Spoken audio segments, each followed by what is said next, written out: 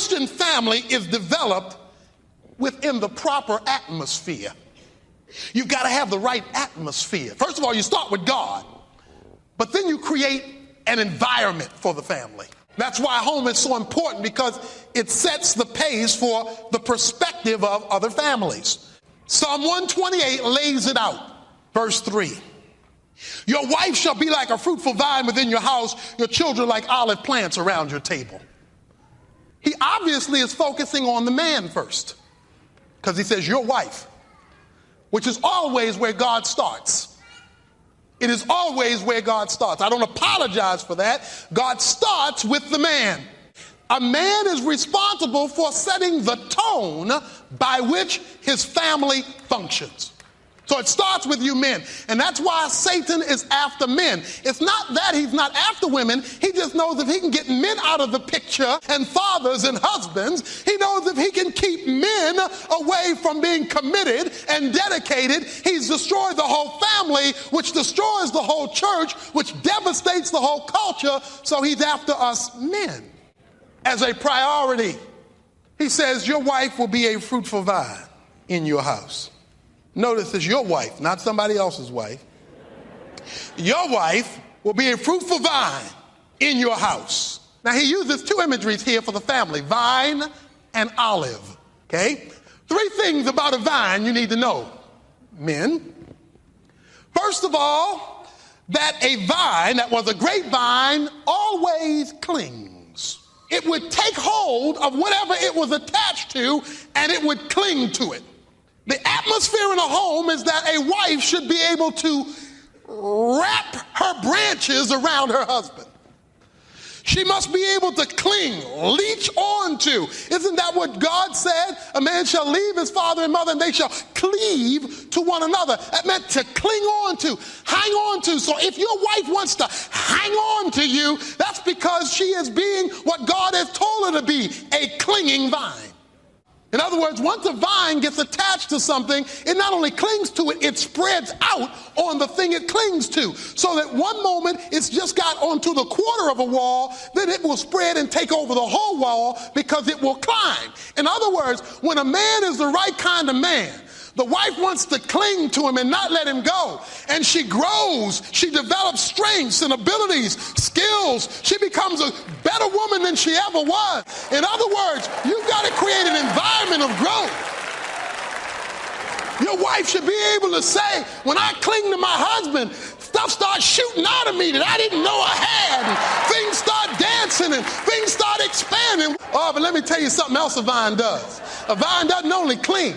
And a vine doesn't only climb, but a vine clusters. In other words, grapes start popping up everywhere. Little groups of grapes.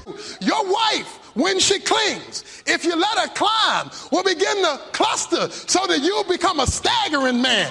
You'll become a drunk man. You'll become a happy man. You'll become a fulfilled man. You'll become a successful man.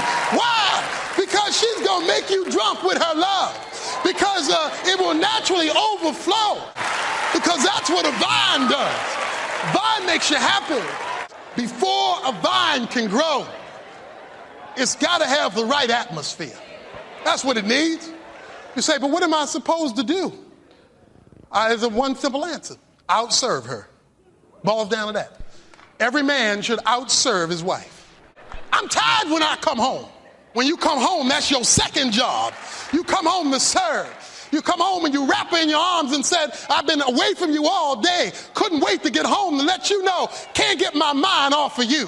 You come home and say, how can I support you, help you, serve you? How can I help with the kids that have been driving you crazy all day? Tell you what, while you cook, let me set the table. And while you wash, let me dry. You say, but I don't feel like doing that. Well, she may not be wanting to feel like doing something else later. You better get yourself together.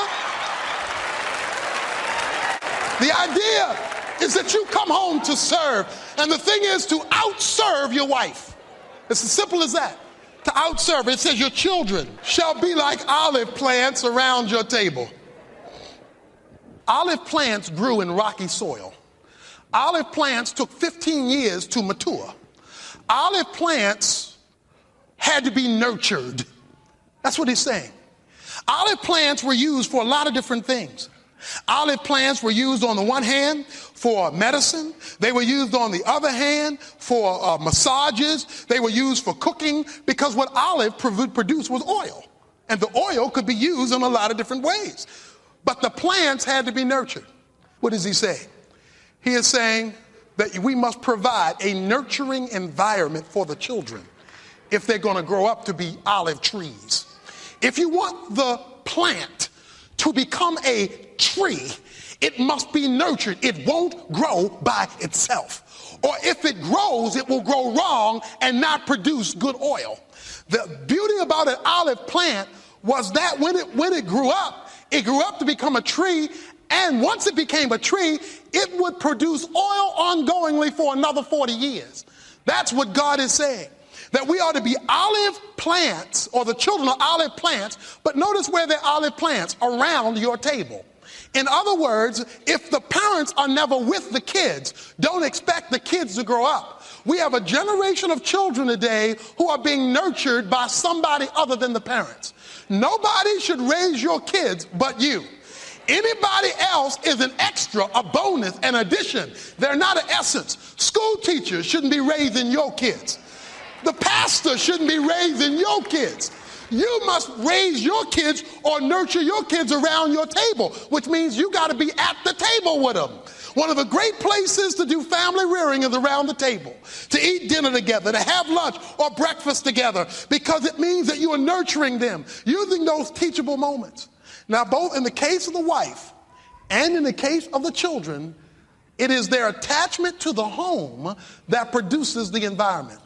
Which means, wife, if you're not at home, don't blame your husband for you not having anything to cling to. If you love your career more than you love your home, then it will be your fault if your home fails. If your husband says we need to spend more time, but you say, but I'm climbing the corporate ladder, then you're no better than the woman in Proverbs 7:11, where it says, only a promiscuous woman lets her feet run from her home.